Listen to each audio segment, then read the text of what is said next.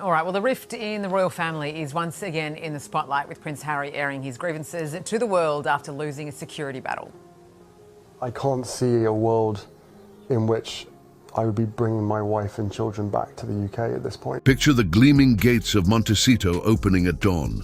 Out rolls a black Range Rover, security detail in tow, headed to LA for yet another private jet hop. It all looks like billionaire territory until you follow the money trail. According to palace insiders, Meghan and Harry's monthly burn rate hovers near a jaw-dropping $2 million, seven-figure mortgage payments, 24-hour security, nannies, chefs, gardeners, stylists, a full-time PR war room, and chartered flights whenever a red carpet photo op calls. Can't imagine having to feel like it's appropriate to have those sorts of close and should be otherwise private family conversations. Picture he tries to paint with Queen Elizabeth, even saying during that BBC interview that the Queen wanted him to have this level of security. Yet their reliable income stream barely scratches that surface. Spotify is done, the Netflix cash is trickling, and the charity speaking circuit dried up after one too many controversies. To keep the illusion alive, the couple have begun quietly, raiding the vault built for them by Princess Diana and the Queen Mother, capital that was supposed to secure their children's futures, not underwrite designer candle collections and paparazzi-staged strolls. Insiders say the withdrawals started as bridge loans, but have ballooned into a lifeline, with advisors warning that the fund could be depleted within 5 years if spending continues unchecked. The quote, Prince William plans to flex his muscles and wipe his wayward brother Prince Harry and his power-hungry wife Meghan from the history books, it says. There are growing calls to strip Harry and Meghan of their royal titles. The New York Post is reporting that locals in the UK say enough is enough. Worse, Montecito neighbors whisper that the couple have leaned on high-interest credit facilities to plug sudden liquidity gaps, essentially using royal legacy as collateral. Behind the curated Instagram moments lies a spreadsheet bleeding red ink, and no one, including King Charles, is willing to write a rescue check. When the inheritance is gone, so is the safety net. The fairy tale facade is crumbling, and the numbers don't lie.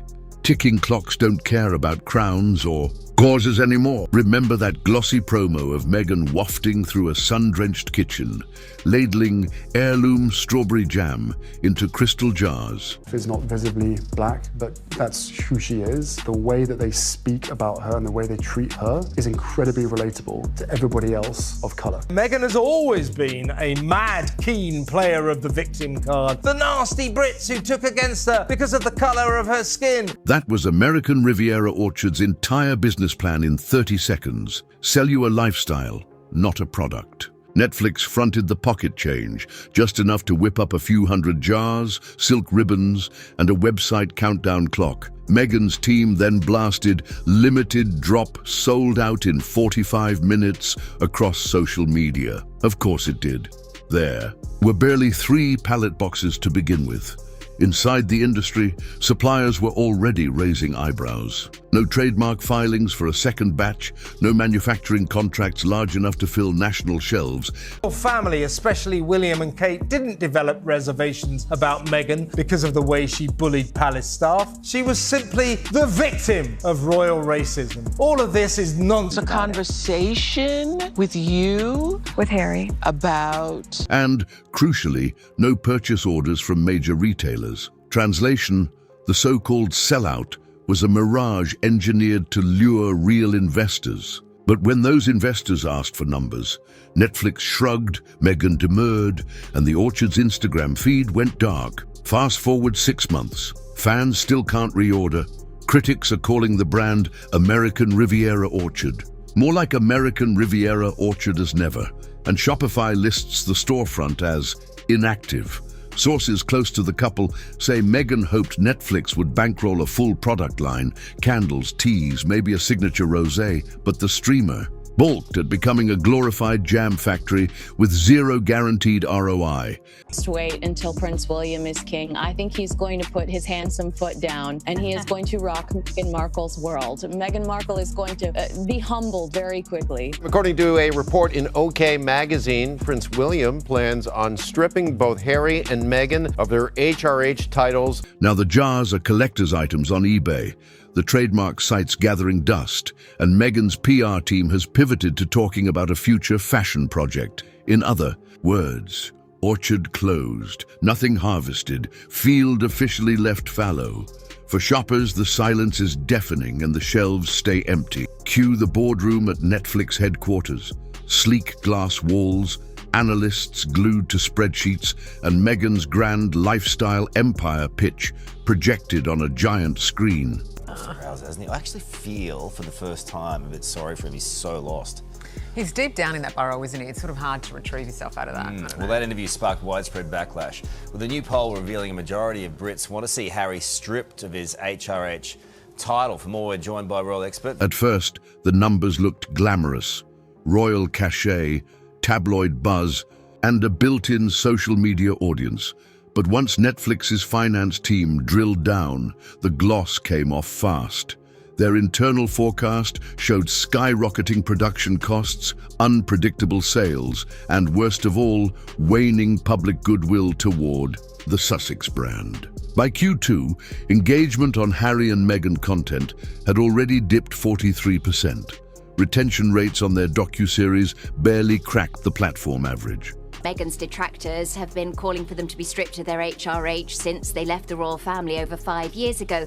But those calls seem to be growing louder and from a more widespread community. And I think that's partly because of this interview over the weekend, which has actually backfired spectacularly. So the streamer tightened the purse strings. Instead of underwriting a full line of jams, candles, and docu-special spin-offs, executives approved a test batch budget, just enough to gauge real demand without hemorrhaging cash. The results?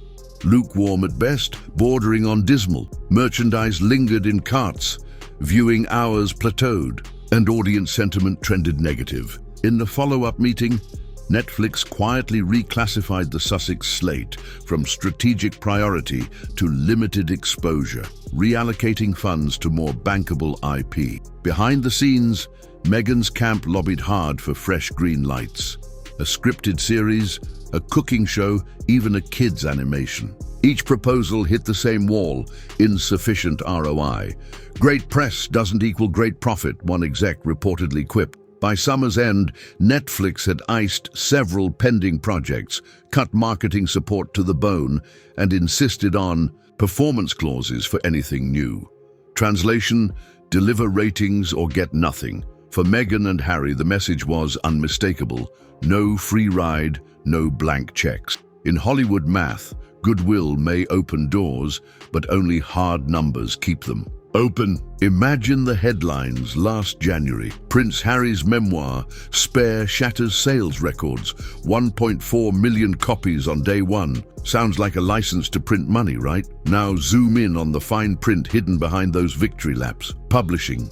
Insiders reveal Penguin Random House slashed the hardcover price to $14.99 within weeks, then pumped out 2-for-1 promos at Costco just to keep the title moving. That deep discounting sliced royal-sized chunks off Harry's royalties, because his reported $20 million advance must be recouped before he sees bonus dollars. Worse, the book's sales curve behaved like a roller coaster, a meteoric climb, then a stomach-dropping plunge. By spring, weekly US sales hovered below 10,000 copies, and warehouses were quietly pulping unsold stock rather than footing storage fees. One editor called it the most expensive prestige project since Obama's A Promised Land, without the staying power. Translation: great for publicity, brutal on the balance sheet.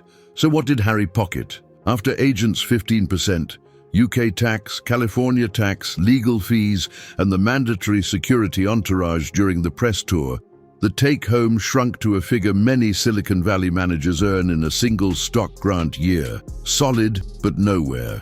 Near life-changing for a couple hemorrhaging Montecito money. And because advances are typically paid in installments tied to future books, a sizable chunk is still locked behind deliverables Harry hasn't written yet. In short, Spare was headline. Gold and cash flow bronze. The Sussexes needed a river. They got a news flash and a puddle. Picture a typical Monday in Montecito. Gardeners trim 12-foot hedges, pool technicians balance chemicals, and a convoy of blacked-out SUVs idles near the gate. Every moving part carries a price tag. Former Royal Protection officers say the Sussex's round-the-clock security detail of ex-MI5 and Secret Service veterans costs about $120,000 per week. Hazard bonuses and encrypted comms included. Add the mansion itself, a $14.7 million mortgage plus roughly $4 million a year in upkeep, and the meter is already screaming. Next comes payroll. 2 nannies, a house manager, private chef, stylist, dog walker, social media assistant, and a roaming PR squad shove monthly staff costs toward $350,000, insiders claim. Their private jet habit, security reasons, they insist, burns another $15,000 for a quick hop to New York and quadruple that for London. Even simple escapes bleed cash. A 1-week Caribbean break last winter reportedly hit $450. Udrozero once yacht charter and advanced security were tallied. Tack on a fleet of leased Range Rovers, couture wardrobes, and 6-figure legal retainers for perpetual tabloid lawsuits. And conservative estimates peg the annual burn rate north of $24 million, far beyond any stable income currently on the books. Invoices don't vanish when brand deals stall. They simply stack higher. Advisors urged drastic downsizing after the Spotify split, but instead the couple doubled security rotations during the Spare press tour and ordered new electric SUVs to signal sustainability. The optics may look polished green, yet the balance sheet is bleeding red. Funded for now by Diana's dwindling trust. From Duchess to wannabe designer, Meghan Markle's next act is a high-stakes walk down a catwalk she's never actually stepped on. Sources say she's courting pattern makers in LA, sampling Italian mills, and pitching a quiet luxury capsule promising sustainable silk blouses at very unsustainable price points. Sounds chic until you peek at the math. A mid-tier launch needs $5 million up front. Tech packs, factory minimums, fabric deposits, freight, customs, photo shoots, showroom fees. Meghan's treasury, a shrinking Netflix trickle, and inheritance already stretched thin. Rihanna had platinum records. Victoria Beckham had football billions. Meghan has headlines that don't convert to carts. Buyers still remember American Riviera Orchard's phantom jam drop. They'll demand real inventory data, real warehouse capacity. So far, crickets. Plan B, insiders say, is licensing. Badge her name on apparel someone else funds while she collects. A single-digit royalty. Yet licensing hinges on goodwill, and Vogue Gate, where she allegedly tried to boot Serena Williams from a global cover, didn't help. Retailers hate drama that scares shoppers. Assume a partner does bite. Meghan nets. Maybe 5%.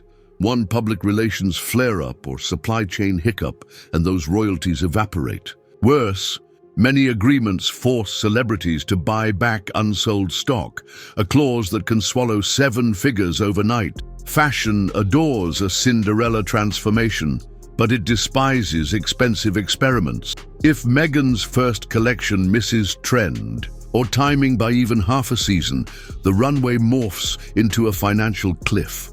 And investors already jittery about Markle fatigue aren't eager to bankroll another expensive lesson in branding hubris. Flashback to the Condé Nast Tower overlooking Manhattan.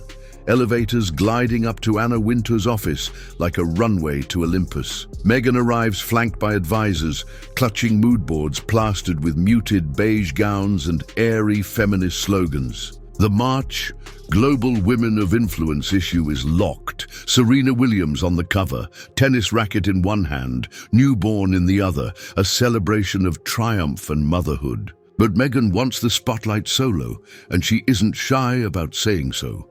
According to insiders, the Duchess insists her post-royal renaissance deserves a worldwide fold-out, 3 editions minimum. Serena can share an inside spread, Meghan offers. but the masthead must belong to her alone. Wintour, polished bob immovable, listens politely, then slides a metrics report across the table. Serena's last cover outsold expectations by 24%. Reader sentiment for Meghan has nosedived since the Oprah interview. Translation: no replacement negotiations sour. Meghan cites philanthropy, diversity, her Netflix documentaries.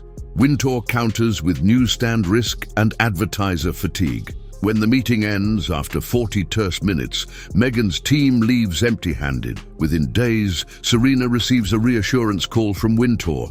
Within weeks, Vogue's press kit quietly confirms the original cover lineup. The fallout is swift. Fashion houses monitoring the meeting's outcome freeze potential partnerships, wary of appearing in Meghan's crosshairs. Word spreads that she undercut a longtime friend for a photo op. In the image-driven world she's desperate to conquer, that single unprinted cover becomes a billboard reading, "Handle with caution." Fashion editors everywhere took careful note. A TikTok pops up at midnight. An American Airlines flight attendant, eyes sparkling, flashes a handwritten note. "Thank you for looking after me, Meghan." She giddily recounts how the Duchess of Sussex ordered chamomile tea, complimented the crew's uniforms, and had the most beautiful handwriting I've ever seen. The clip rockets passed 2 million views in 8 hours, instantly rewriting yesterday's headlines about Meghan's alleged diva behavior on planes. But aviation insiders are side-eyeing the whole production.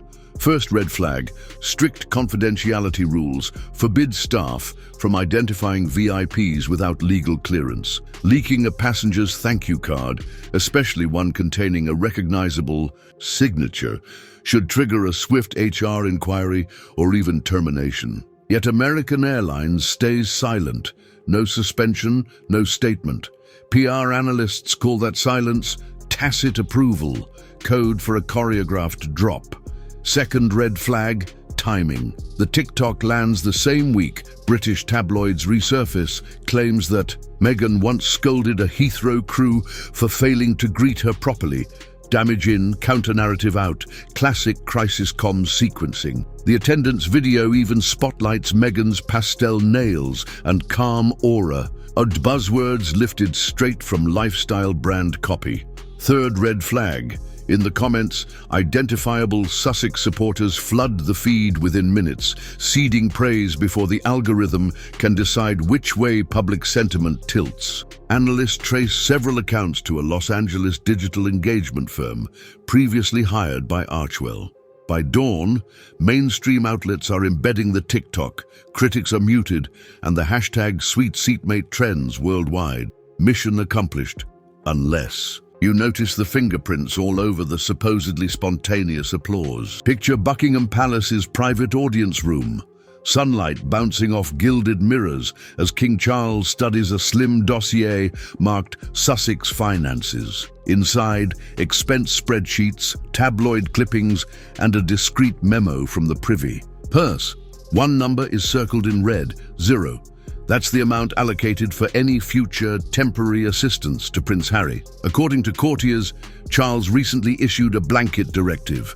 The sovereign grant will underwrite no personal rescues, a stance first hammered home during Prince Andrew's post-Epstein meltdown. The new policy is blunt. Stray from royal duty, fund yourself. Sources say aides drafted polite scripts should Harry come calling. Lines that begin with regretfully and end with must decline. Charles's reasoning is equal parts optics and precedent. Handing over cash would gut his slim down the monarchy pledge and risk turning every family scandal into a line item on the national budget. Palace bean counters still shudder at the $12 million outlay that settled Andrew's civil suit. No one wants a sequel starring Montecito. Behind the scenes, Camilla and William reportedly support the hard stop, noting that bailing out Harry could invite parliamentary ire just as Charles pushes charitable initiatives needing taxpayer goodwill. Even private family funds are off limits. The Duchy of Lancaster's earnings are earmarked for state work, not Netflix shortfalls. So if Harry's Montecito spreadsheet tilts further into the red, he'll find no lifeline across the Atlantic, only the same locked coffers Andrew faced.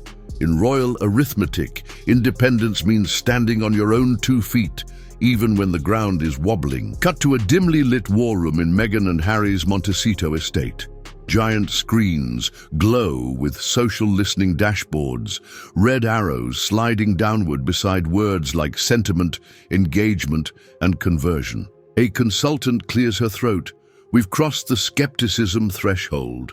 Translation: each new project bleeds trust before it even launches. Spotify ghosted, Netflix throttled spending, Penguin Random House mulls cancelling future memoir. Options unless advances shrink. Brand partners read those signals like weather reports. Stormy, stay indoors. Investors now demand performance clauses twice as strict as anything pitched 2 years ago. One missed KPI, funding yanked. A mid-size beverage company just walked away from a rumored wellness drink collab after focus groups associated Sussex with overpriced and under-delivered. Even Archewell donations have plateaued. Philanthropy, boards whisper that the couple's drama overshadows the cause. On social media, algorithmic fatigue has set in. Hashtag spikes that once lasted days now die within hours, throttled by users swiping past another Sussex saga. Each PR push requires more ad spend to hit the same reach. Digital inflation eating margin. Crisis strategists warn the couple are in a credibility death spiral. Bad optics shrink revenue, revenue gaps trigger quick fix ventures, quick fixes amplify bad optics. The math is ruthless. Their Montecito burn rate dwarfs remaining cash reserves. One more flop could force asset fire sales or humiliating downsizing. King Charles won't underwrite the shortfall. Hollywood won't gamble on cold IP, and the public won't pay premium prices for brands it no longer trusts. Reputation, once their greatest currency, is nearly spent, and so is the runway. When Meghan and Harry left the palace gates, they carried 2 priceless assets: worldwide curiosity and a blank page on which to write their post-royal story. 5 years later, the numbers and the headlines tell a harsher tale of their spending. As ballooned while dependable income has contracted, every ambitious launch wobbles beneath reputational baggage, and the royal safety net that once felt inevitable is now firmly stitched shut. PR stunts can momentarily soften perception, but they cannot reverse compounding financial realities. A mansion that costs millions just to keep the lights on, security teams that rival state budgets, and projects that demand capital the Sussex balance sheet no longer comfortably holds. Unless the couple embraces disciplined downsizing and re-earns public trust through steady execution-first ventures, they risk becoming the cautionary tale of how even modern royalty can slide from unprecedented opportunity to fiscal freefall. In an ecosystem that trades on credibility, goodwill is the currency, one that for them is approaching overdraft. If you found today's deep dive eye-opening, smash that like button so the algorithm knows this story matters. Have thoughts on Meghan and Harry's next move, or the move they should make? Drop your hottest take in the comments. We read everyone. And don't forget to subscribe with notifications on, because we're tracking every twist in the royal roller coaster. Until next time, stay curious, stay critical, and I'll see you in the next video.